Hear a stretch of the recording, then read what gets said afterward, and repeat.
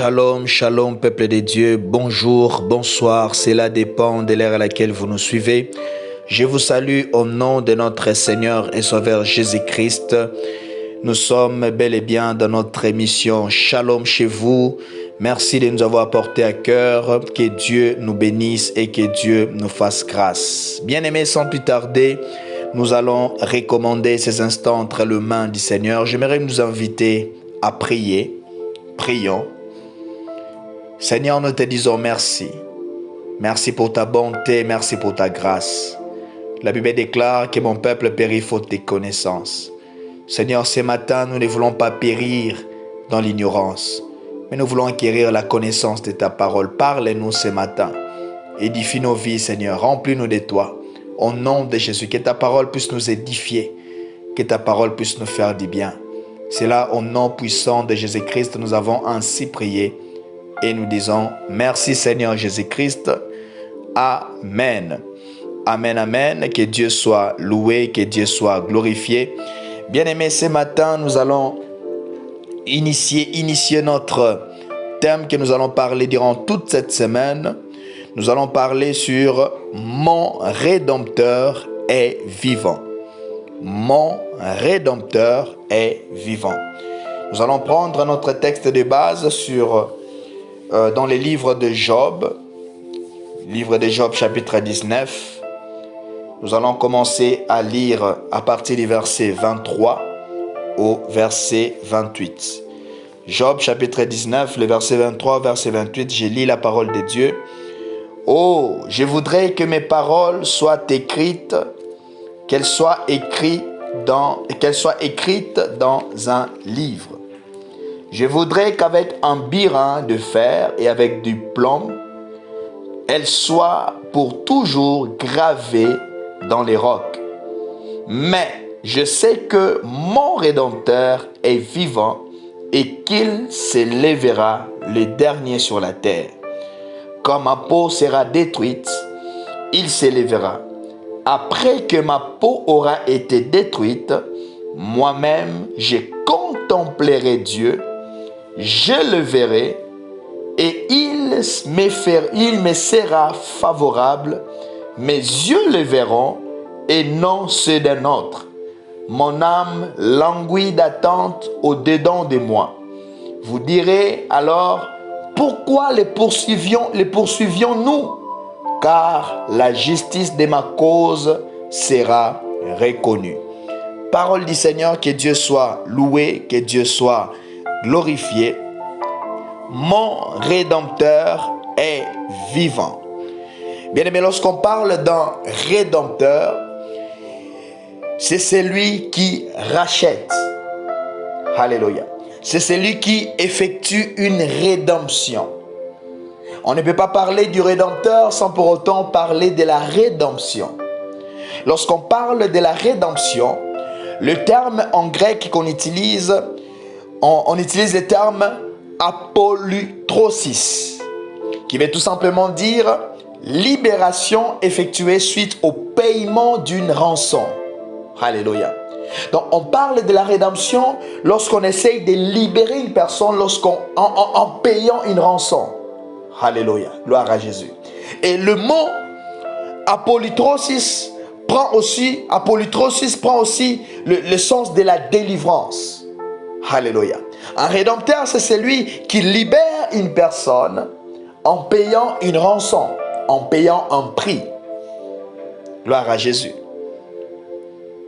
Bien-aimés, on nous parle de l'histoire de Job dans ces textes où nous venons de lire. Bien-aimés, lorsque nous rentrons un peu en arrière dans le livre de Job chapitre 1 du premier verset, nous verrons que le narrateur de la Bible commence à nous parler sur les caractéristiques de Job. On nous relate un peu sur sa vie. Alléluia. Dans Job chapitre 1, le premier verset, la Bible déclare: il y avait dans le pays d'Uz un homme qui s'appelait Job.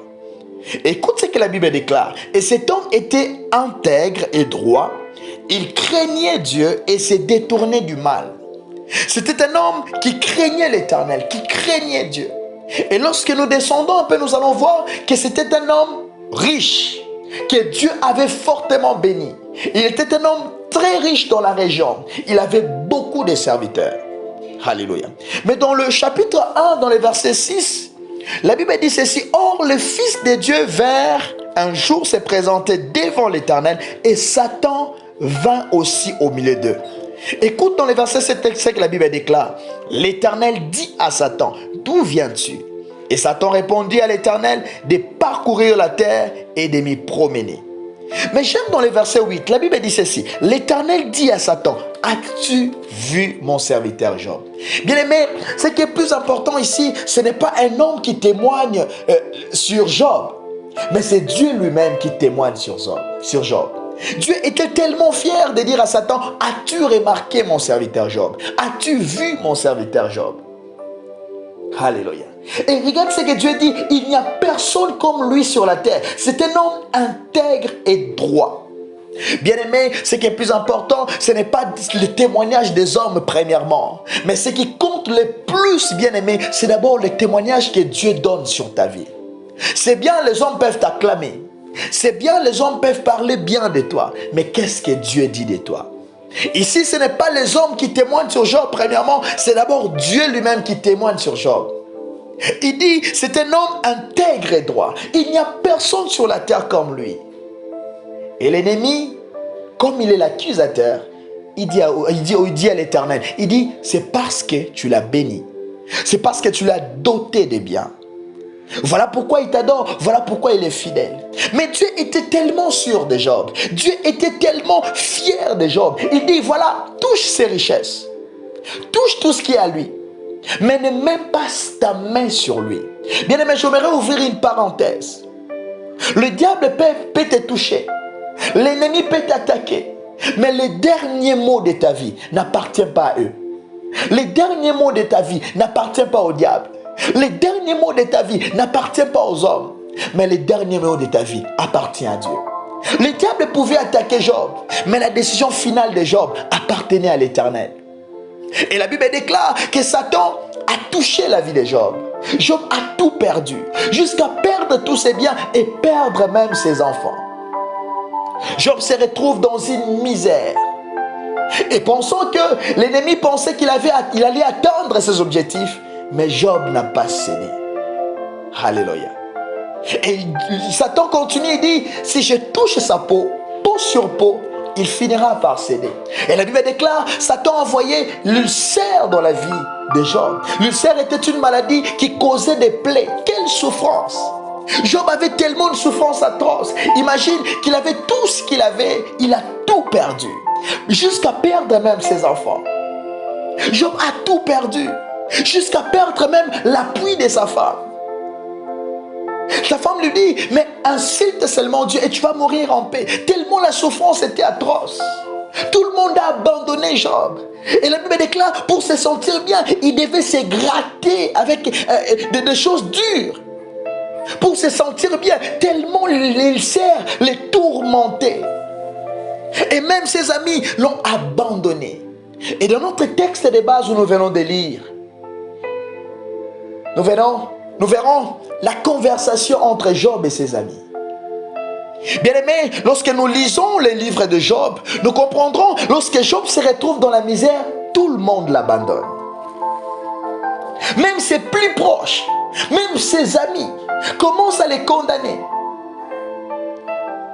Les noms des amis qu'on a cités dans les livres de Job, on parle d'Eliphaz, de Bildad et de Tsophar. Lorsqu'ils sont venus, ils ont vu la souffrance de Job. Ils ont vu comment la vie de Job a basculé. Ils ont commencé à dire: certainement cet homme a péché.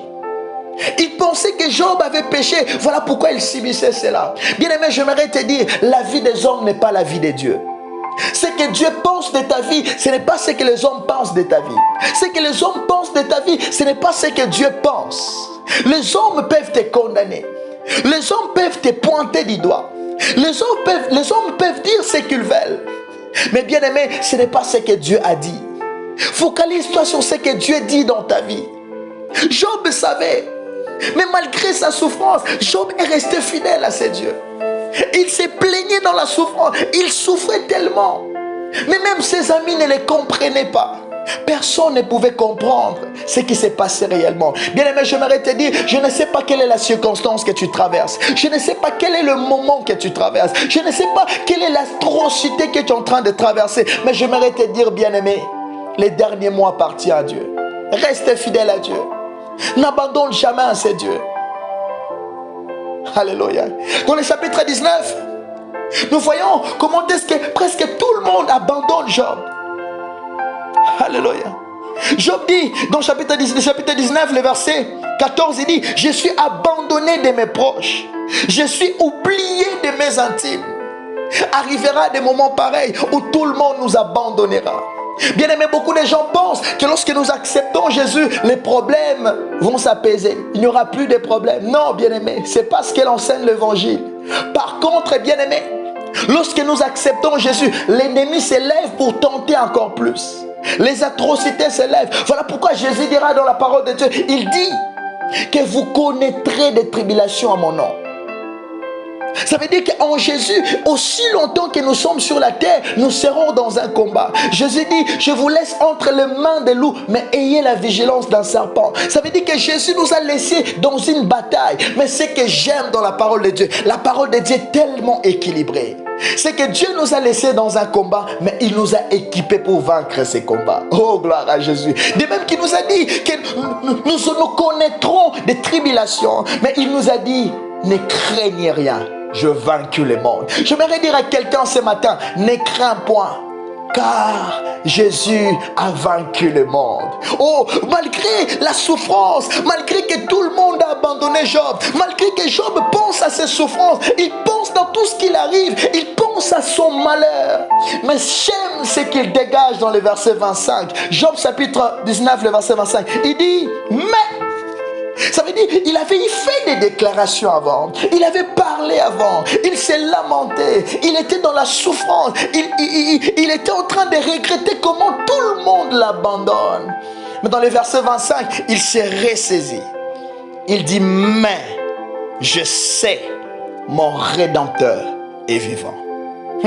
J'aimerais un peu parler de quelque chose ici de très important. Job ne dit pas, le Rédempteur est vivant. Non. Job dit mon Rédempteur. Il dit je sais. Donc ça veut dire que cela exprime l'assurance. Il dégage l'assurance qu'il a. Il dit je sais la réalité de ma vie. Je sais ce qui se passe. Mais ce que je sais, alléluia, est que mon Rédempteur est vivant. Il dit son Rédempteur, mon Rédempteur. Donc ça veut dire qu'il a la relation avec le Rédempteur. Alléluia. Bien aimé, j'aimerais dire à quelqu'un, il n'y a qu'un seul Rédempteur. Son nom, c'est Jésus. Lui qui a donné sa vie sur la croix. Il a donné sa vie pour nous sauver, pour nous racheter, pour nous amener, pour nous ramener à la vie. Il a payé le plus grand prix en donnant sa vie. Bien-aimé, j'aimerais te dire, le Rédempteur ne t'abandonnera jamais. Oui, c'est vrai, les hommes peuvent t'abandonner. Tout le monde a abandonné Job. Ses amis l'ont abandonné. Mais Job dit, je sais que mon Rédempteur est vivant. J'aimerais te dire, quel que soit le temps que tu traverses, ton Rédempteur est vivant. Mais aie la relation avec ton Rédempteur. As-tu la relation avec les Rédempteurs? As-tu la relation avec Jésus? Job avait la relation. Voilà pourquoi il pouvait dire, mon Rédempteur. Il n'a pas dit le Rédempteur, mon Rédempteur est vivant. Seigneur, fais-nous grâce à demeurer vers toi. Bénis nos vies. Bénis cette parole. Au nom de Jésus. Amen. Si ce message t'a béni, n'hésite pas, partage avec